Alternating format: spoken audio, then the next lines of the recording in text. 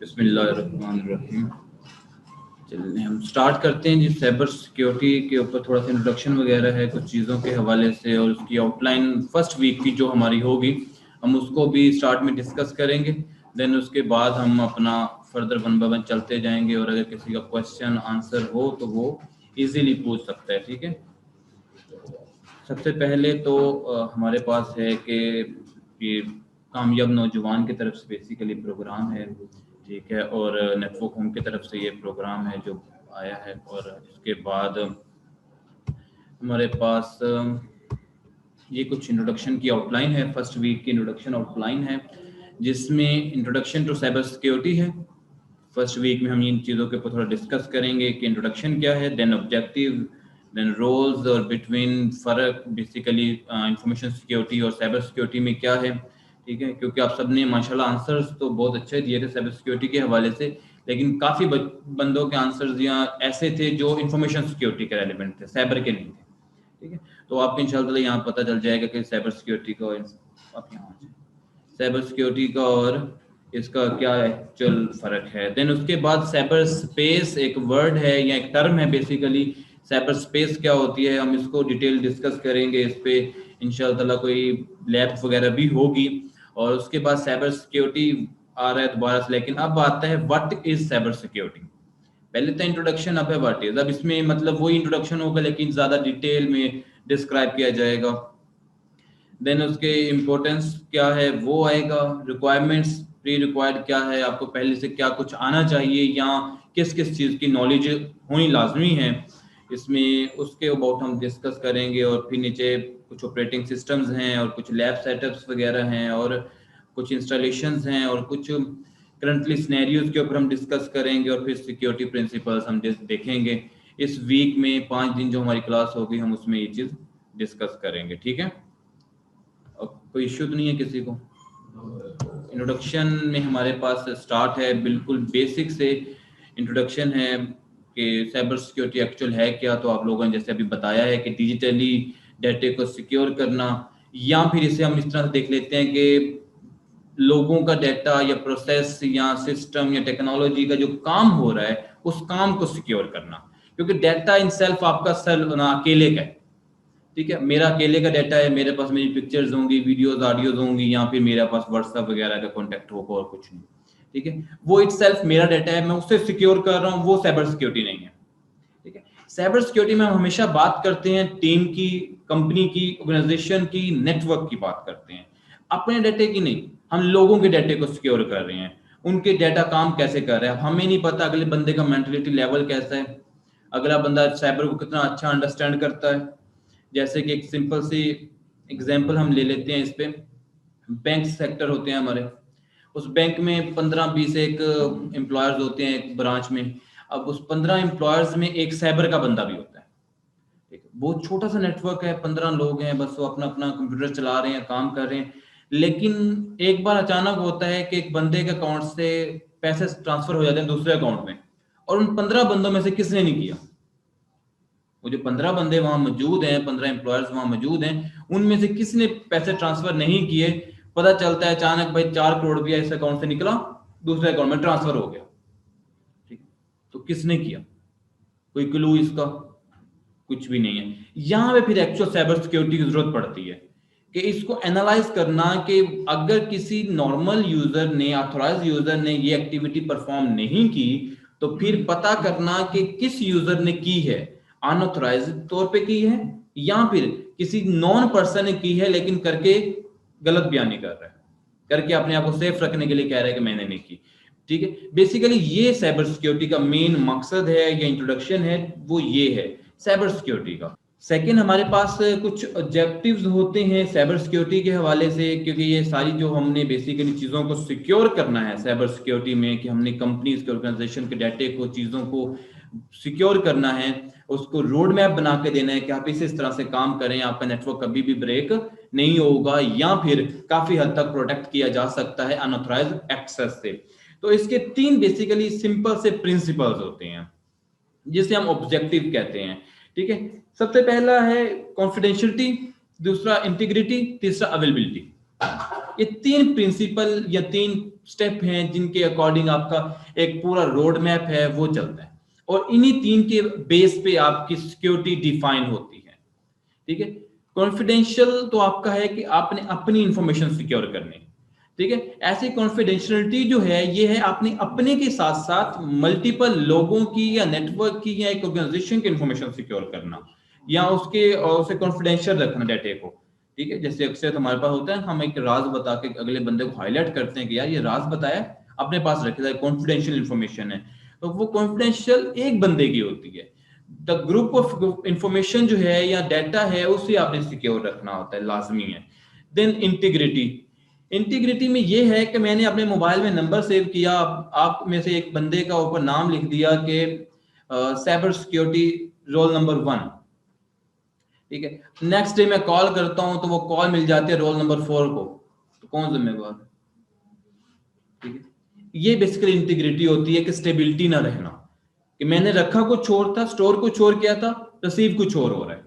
ठीक है, या कई बार आप लोग से ऐसा हुआ हो कि आप लोग पासवर्ड ना भूलें, आप फेसबुक पे या किसी, फेसबुक तो खैर ऐसा इशू नहीं होता, कोई ऐसी वेबसाइट ऑनलाइन आप लॉगिन करते हैं, यूजर अकाउंट क्रिएट करते हैं, देन दोबारा लॉगिन करते हैं, लॉगिन नहीं होता, पासवर्ड भी बिल्कुल सही है और 100% सही है, लेकिन आप लॉगिन नहीं कर पा रहे, देन आपको दोबारा नया यूजर बनाते हैं, वो लॉगिन हो जाते हैं, ठीक, पुराना एक यूजर लॉगिन नहीं हो रहा।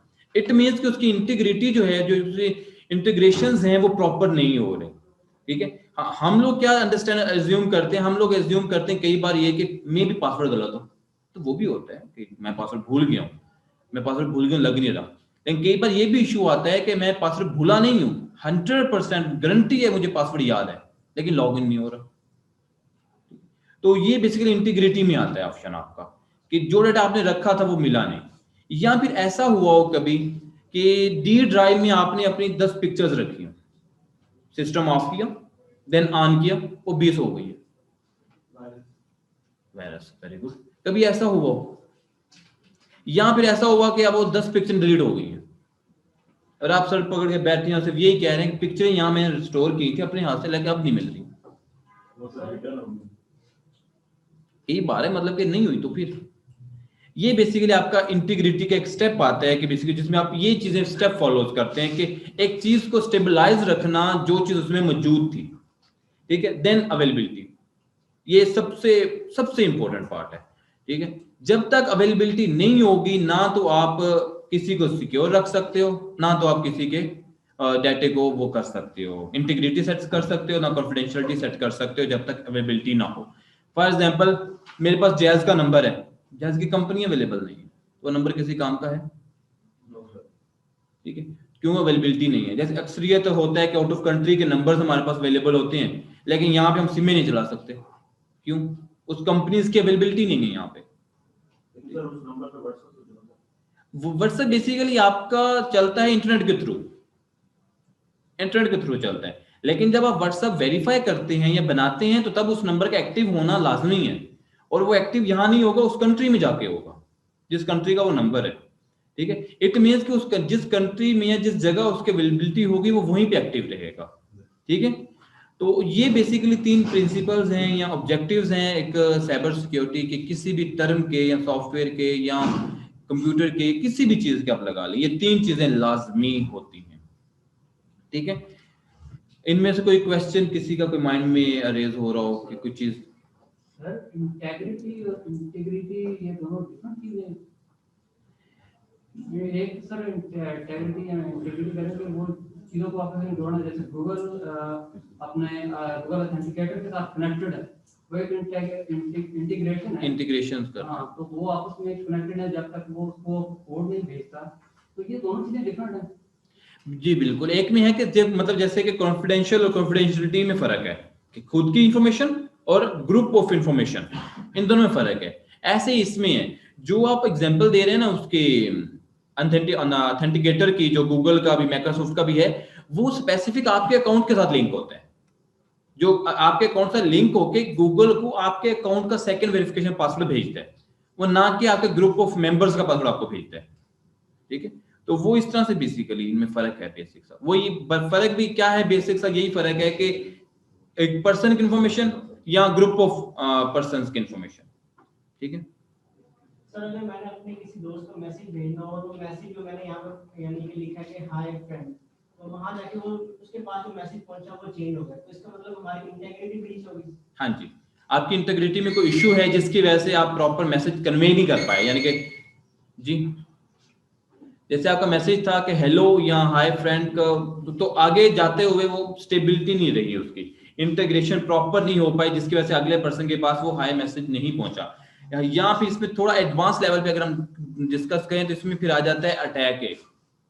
ठीक है, जो होता है इंटीग्रिटी पे अटैक, उस अटैक का एक टर्म है जिसका एक हम कहते हैं man in the middle attack.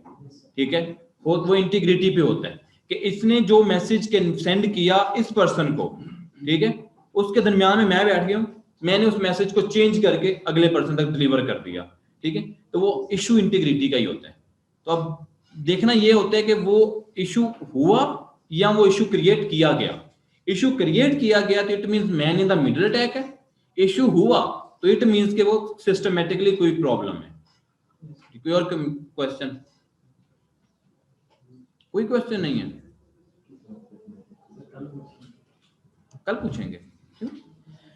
अच्छा, फिर चलें इसमें आगे जॉब्स आती हैं, शायद इसमें आगे जॉब्स आती हैं। ठीक है, और जॉब्स के कुछ वो रूल्स होते हैं, रूल्स के अकॉर्डिंग बेसिकली जॉब्स होती हैं। सबसे पहला रूल है हमारे पास एप्लीकेशन सिक्योरिटी। ठीक है, देन डेटा लॉस है, देन फोरेंसिक्स है,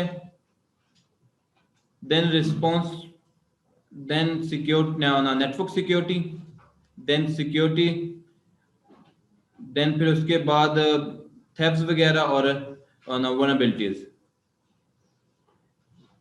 ये कुछ जॉब्स आती हैं, बेसिकली कुछ रोल्स हैं, ये जो रोल्स डिफाइन किए जाते हैं ये आती तमाम के तमाम साइबर सिक्योरिटी में।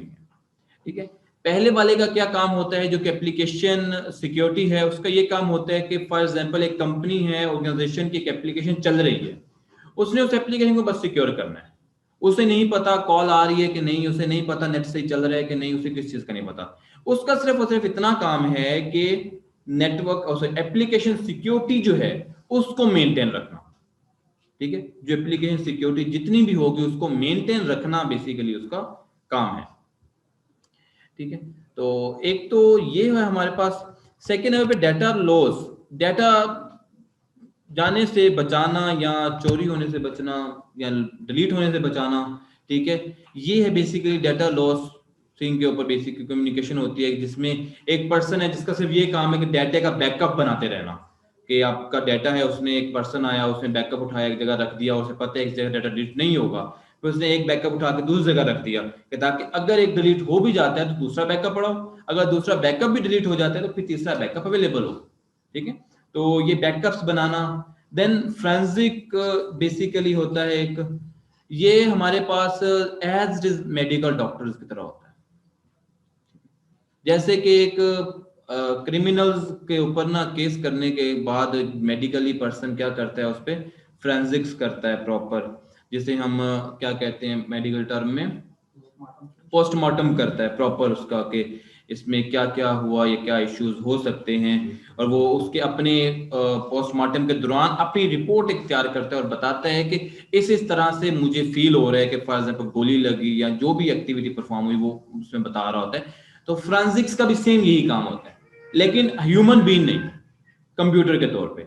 वो कंप्यूटर के तौर पे एनालिसिस करके बता रहे होते हैं कि मोबाइल में ये एक्टिविटी हुई थी कि नहीं, ठीक है, कंप्यूटर में ये एक्टिविटी हुई थी कि नहीं, क्लियर हुआ फोरेंसिक का एक्चुअल मीन क्या था या वो काम कैसे करता है। देन रिस्पॉन्स टाइम है, ये एक रिस्पॉन्सिबल टीम होती है जिसे हम अपना फ्रंट ऑफिस स्टाफ बोलते हैं या मॉनिटरिंग टीम बोलते हैं।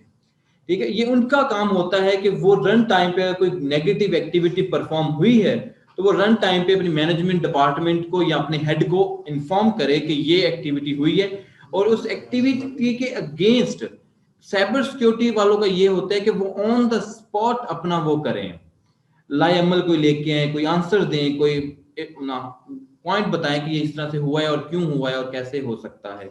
वल्नरेबिलिटीज वगैरह है और इससे फाइंडिंग वगैरह है। ठीक है, कि अगर वनबिलिटी बेसिकली हम बोलते हैं कमजोरी को, किसी वेबसाइट, किसी सर्वर, किसी कंप्यूटर, किसी इंसान की किसी भी चीज की कमजोरी पे हिट करे ना, वो विद इन अ सेकंड पकड़ा जाता है। ठीक है, जैसे कि अक्सर रोज सोशल इंजीनियरिंग करते वक्त इंसानों की वनबिलिटी पे हिट करते हैं। और आप में से कोई बता सकते हैं इंसानों की वनबिलिटी है कौन सी? एक साथ सारे बोले, लगता है अच्छा खासा एक्सपीरियंस है सर। जिस तरह सर वाईफाई के ऊपर फिशिंग अटैक सर। ओके, ये ह्यूमन मैंने कहा है, ह्यूमन वन मतलब के वीकनेसेस। मैंने मतलब कि मैंने आपका फेसबुक पासवर्ड आपसे लेना है, या मैंने आपका मोबाइल का पासवर्ड आपसे गेट करना है, ठीक है? लालच सबसे बड़ी ओए होए, बात तेरी, ये तो मैंने लाख रुपए की बात की है। तो ये चीज के ऊपर ये अच्छा है।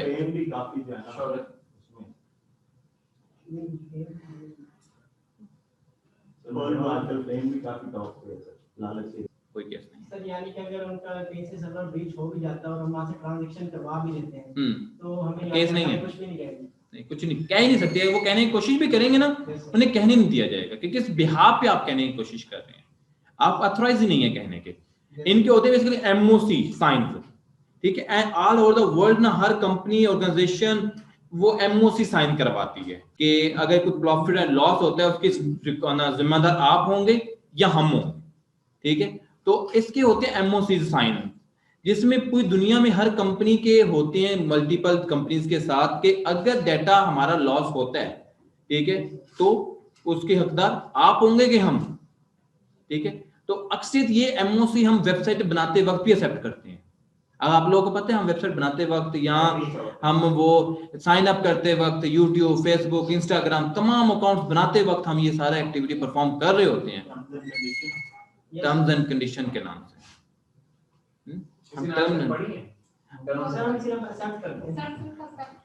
यही तो बात है, यही तो वो उनका आपका मेंटलिटी वीकनेस है। देखिए आप पढ़ लेना, आपको एहतियात होता है, आपको पता चल जाता है। जैसे कि फेसबुक आपको ओपन शट कहता है कि आपका डाटा ब्रीच आपके एंड से होगा, कोई हम कसूरवार नहीं होंगे, ठीक है? तो इट मींस आपको थोड़ा अलर्ट मिल जाता है कि आपने अपना डाटा, पर्सनल डाटा यहाँ नहीं डालना, क्योंकि फेसबुक जिम्मेदार नहीं होगा, ठीक है? आपको पता चल गया ना। एक मुझे पता ही नहीं है, अब भाई मैं किसका दरवाजा खड़काऊं? मैं तो कहूंगा फेसबुक ही चोर है। क्यों? मुझे एक्चुअली पता ही नहीं है। आप फेसबुक पे केस कर देते हो, ठीक है? आप फेसबुक पे केस करते हो, पता चलता है नेक्स्ट डे के भाई साहब मिस्टेक ही आपकी थी, आपने एमओसी साइन किया हुआ फेसबुक। तो हम भाईजान इस तरह से अपना एमओसी साइन करते हैं, हर बार करते हैं, हर जगह हमने एक्सेप्ट किया हुआ, ठीक है? अपने हाथों से हम कहते हैं कि भाईजान जो आप लोग का दिल करे आप करें। यार देखिए, यूज करें, मैं फिर से वही बात कर रहा हूँ, यूज करें, लेकिन उसमें जो चीजें लिखी हुई है ना उससे एहतियात करें। उसमें लिखा हुआ है कि अपनी पर्सनल इंफॉर्मेशन, पर्सनल ये इस तरह का डाटा होगा, तो अगर लीक हो तो डाटा हमारा कसूरवार नहीं है। हम भाई उस तरह का डाटा डाले ही ना फेसबुक पे। ये लोकेशन भी ट्रेस हो सकती है, मतलब कुछ भी ना हो, बंदा वो यूज कर रहा हो मोबाइल। हाँ जी, मोबाइल का एक्टिव होना लाजमी होता है लोकेशन ट्रेस के लिए। बेसिकली नॉर्मली लोकेशन ट्रेस होती है tower location, not actual mobile device location. अच्छा, उसके जरूरी है कि उसने मोबाइल पे मतलब लोकेशन ऑन की हुई? नहीं, डिपेंड, वो जरूरी है जब आप जीमेल, गूगल, इन चीजों के थ्रू आप लोकेशन ट्रेस कर रहे हो। जब मोबाइल नंबर के थ्रू लोकेशन ट्रेस कर रहे हो, उसने जो मर्जी ऑफ किया, नेट भी ऑफ किया, आपको लोकेशन मिल जाती है, बस सिम एक्टिव हो, क्योंकि आप सिम के थ्रू ढूंढ रहे हो। अगर आप इंटरनेट के थ्रू ढूंढ रहे हो ना, फिर आपको चाहिए कि इंटरनेट के थ्रू क्या लोकेशन है, ठीक है? तो ये मैटर करता है। असल में ना आप थोड़ा स्विच हो गए टॉपिक से। क्वेश्चन अच्छा है आपका, इसे नोट करते हैं, ठीक है? इंशाल्लाह तीसरे या चौथे हफ्ते में ना हम इसे डिस्कस करेंगे, ठीक है? क्योंकि तब तक हम इस जगह तक पहुंच चुके होंगे। क्वेश्चन आपका अच्छा है, लेकिन हमारे टॉपिक के भी रेलेवेंट नहीं है, ठीक है? एक्चुअल पता है क्या होता है, जब आप आगे जाएंगे ना, हम आगे चीजों को डिस्कस करेंगे, हमारे पास आउटलाइन में मौजूद हैं चीजें